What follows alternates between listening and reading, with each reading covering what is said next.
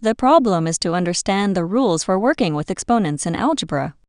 When multiplying powers with the same base, you keep the base and add the exponents.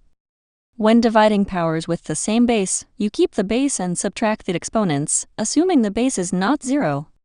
Raising a power to another power means you keep the base and multiply the exponents.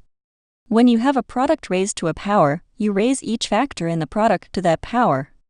For a quotient raised to a power, you raise both the numerator and denominator to that power, assuming the denominator is not 0. Any non-zero number raised to the 0 power equals 1. A negative exponent means you take the reciprocal of the base raised to the positive exponent. This means a to the negative n equals 1 divided by a to the n. Also, 1 divided by a to the negative n equals a to the n. Specifically, a to the negative 1 equals 1 divided by a. These rules help simplify expressions involving exponents consistently.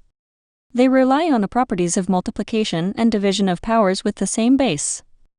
Understanding these rules is essential for working with algebraic expressions involving exponents.